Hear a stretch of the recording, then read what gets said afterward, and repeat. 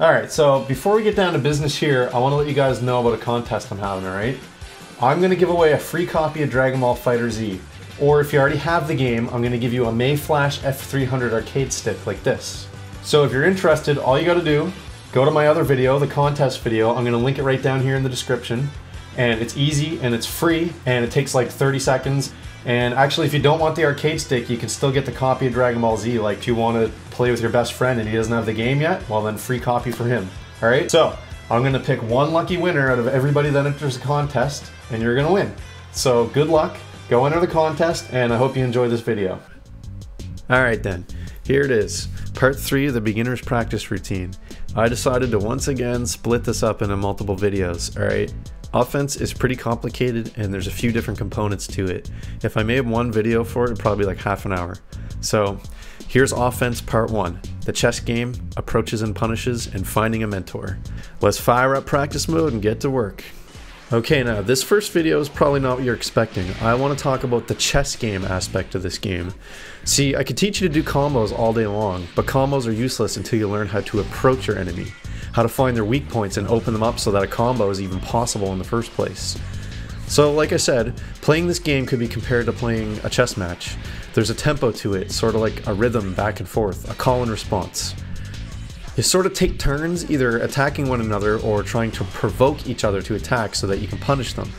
If you use your turn to attack and they block it, you can expect your opponent to use their turn to punish you and do some damage, and vice versa. Check out this match for a moment and try to notice the back and forth tempo here. We're taking turns, there's a certain rhythm to it. It's especially noticeable when we end up separated from one another in the corners and we're both trying to find a weak point to get back in. I try something, it fails. He tries something, he might fail, and then I try another thing and it worked, so now I'm in. Now it's my turn to try and do some damage. This is where combos come in, but we'll talk about combos in the next video. First, let's talk about how to approach your enemy.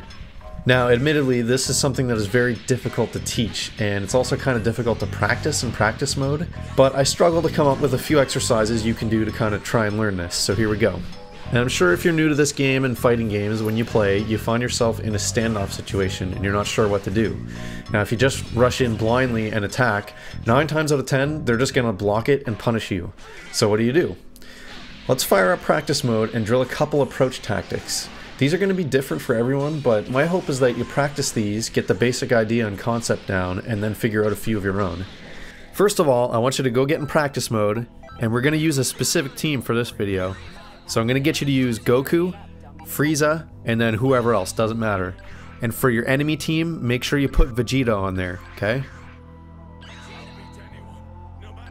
Here's a simple exercise to sort of explain how hit confirming works.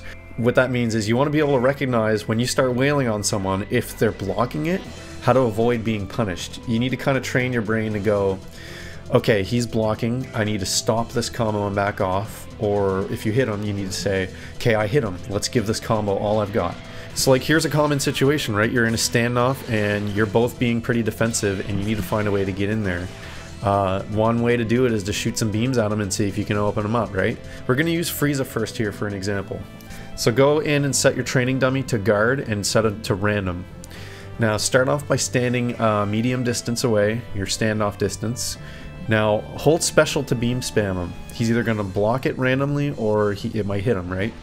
If he blocks it, let go of special the instant you notice he's blocking and immediately go in a crouching block yourself. The faster you can recognize the blocking and stop hitting him, the better, the less chance he's going to punish you. If it hits, keep holding special till blast your opponent back against the wall and then super dash in and finish off a basic combo like light, light, light, just your auto combo. Keep doing this. This will train your brain to learn when it's your turn to attack or when you should be backing off and being defensive. Now we're going to do another exercise in the same vein. Now keep your training partner on guard random and make sure he's still set to don't switch. Now I want you to learn this basic little combo. Light, light, medium, heavy. This exercise, I want you to start the light, light, medium, heavy combo. Now notice, if he ends up blocking it, you've wasted your turn and you end up right beside him where he can easily hit you back. So I want you to train your brain like this. Start the combo, light, light, medium, heavy.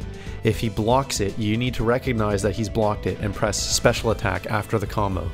So to be light, light, medium, heavy, special.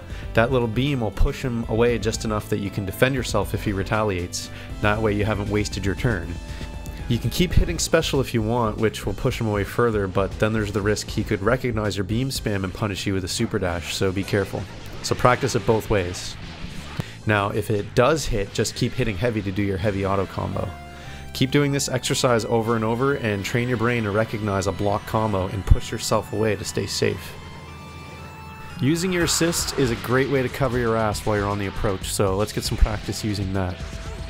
So keep block on random, and I want you to set guard switch to switch. This is kind of weird. The switch thing is backwards. If you set it to switch, he won't switch, and if you set it to don't switch, he will switch. So just keep that in mind. I know it sounds weird, but it's either a glitch or a translation error or something like that.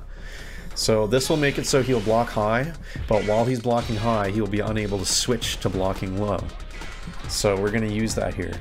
So I want you to still use Frieza, calling Goku to do his assist. Now, if he blocks it, dash in and do a Dragon Rush timed with right when he's done blocking, like the end of the block animation. You'll get it down after a few times. This is a good way to punish people that just sit in the corner blocking. Now, if instead it hits, rush in and do a basic combo while he's still stunned. Down heavy, chase, light, light, light. So like down heavy, hit heavy again, light, light, light. Just auto combos here. Practice that a few times. The goal of these exercises are to quickly recognize when your opponent is blocking versus when you've got a hit, so you can adapt your approach accordingly. Now the next exercise, do the same thing, but instead of the Dragon Rush if he blocks, rush in and do a down light attack, which will hit since he's only blocking high. Now keep tapping light to do your light auto combo, that'll really punish him. Now, if Goku's assist hits, do the same thing as before, just down, heavy, chase, light, light, light. Here's another exercise. Now open up the training menu, go to enemy options and set his pose to crouching and keep the guard on random and keep switch on switch. So this means he will block low, but he won't be able to stand up in time to block high if he did an overhead. Now get him in a corner and stand about this close. Calling Goku for his Kamehameha, and if he blocks, jump towards him and hit him with a light auto combo and just keep tapping light.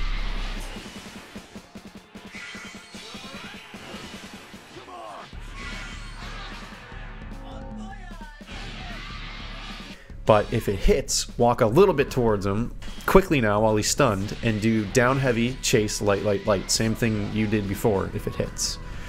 Now this exercise is really hard to pull off. Failing multiple times is part of this learning process. It's really hard to react quickly enough to actually do this in a battle. So that kind of leads me to another point.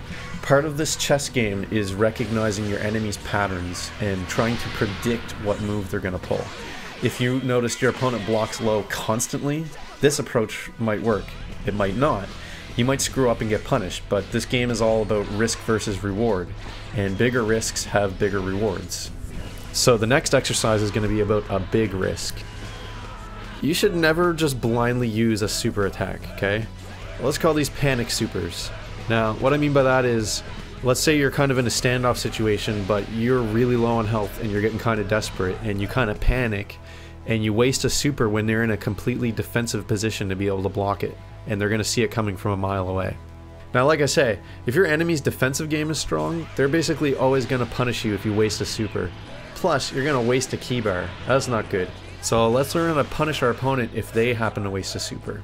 That's one approach that can totally open them up to a combo. See, a lot of the damage you're going to do to your opponent in this game is going to come from punishing their approaches, rather than you yourself having a successful approach. Having a strong punishment game is a great way to rack up extra damage on your opponent and end up winning the match.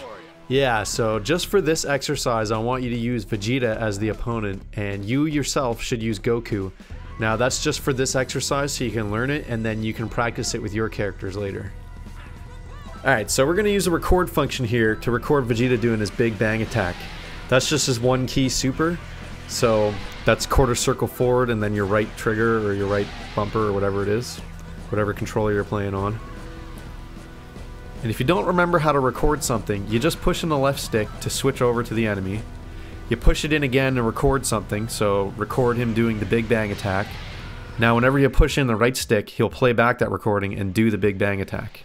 So go into training options, set your opponent to training dummy and set him to guard all, standing, and set him to don't switch. So again, this means he will switch, so he's gonna block everything now, okay? And I want you to do that because you need to learn, well, when you do a super, afterwards your super, there's like a split second where you cannot block, okay? So this is your approach to go in there and do a combo, or punish him for wasting his super. For this exercise, block the super and retaliate immediately by spamming him with your beam attack. You can also practice spamming the beam attack and then rushing in to close the distance. This is how you keep your pressure on the opponent.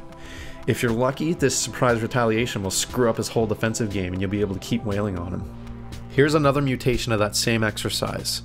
Get him to do a super, block it, now retaliate with your beam spam, but in the middle of that, call in Frieza to do his assist. You'll do even more damage. Plus, you'll kind of knock him up in the air, and that'll give you a chance to rush in and approach, keep the pressure on him. For the next exercise, do the same thing, but punish his super that he wasted with your own super. You can basically do this right as you're blocking, and there's no chance they're going to block it because they're still basically doing their super. For a third exercise in this vein, you can punish their super with a Kamehameha attack, and that will knock them down so you can rush in. Now for the next exercise, check this out. If you're right next to them and they waste a super, that's going to totally open them up for a crazy combo. For this exercise, I just want you to do the auto combos. We'll get into bigger combos in the next videos, but I just want you to learn how to punish it first before you actually learn how to like maximize the damage on that punish, okay? So now for this exercise, once again, get him to do super right next to you, block it, and then retaliate with any one of your auto combos. Doesn't really matter which one, we're just training ourselves to punish the supers, okay? A benefit to doing exercises like this is, now if this person is used to just blindly throwing out supers all the time, right? And you're really good at countering it, you're gonna throw their whole game off. You're forcing them to play out of their comfort zone, and that's what you want. You want to screw them up. They'll make more mistakes. They'll open themselves up more often. They're gonna start panicking. You want them to panic. You want them to waste their super so you can punish them again. Alright, before we move on, I just want to remind you of something. Make sure you're still practicing punishing super dashes and punishing beam spam. I went over that in part 1 and part 2, but just make sure you're still practicing that because it's still very important. And you could also practice punishing when they switch a character. So just record them to switch characters and punish it the exact same way that you punish a super dash. Now here's something else important I need to talk about. See, these exercises are fine to do in practice mode against a training dummy, sure, but I want you to do something kind of unorthodox now. Go play an online match. It doesn't have to be a ranked match, maybe a casual match or a ring match. And for that entire match, just focus on one thing. Whether it's punishing all their mistakes or just punishing all their super dashes, whether it's using your assists to cover your ass and close the gap so you can get in close and put pressure on them, or whether it's just one of the exercises we've done in these videos. Just focus on one thing for the entire match and don't worry at all about winning.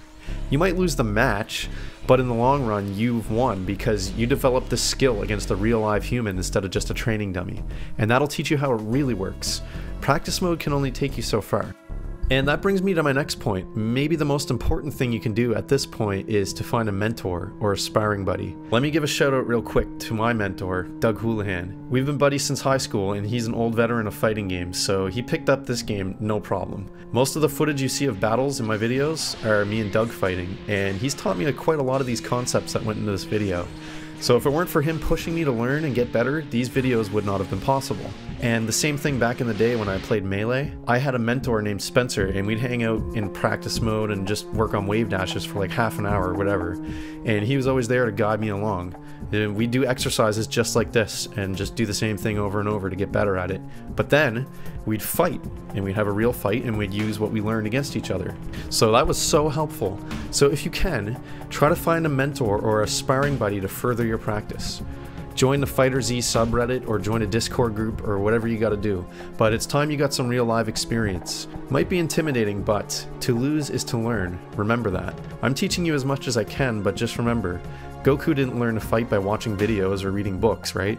Every Goku needs his Master Roshi or his King Kai to personally guide him along. Good luck out there, and stay tuned for Offense Part 2, all about combos.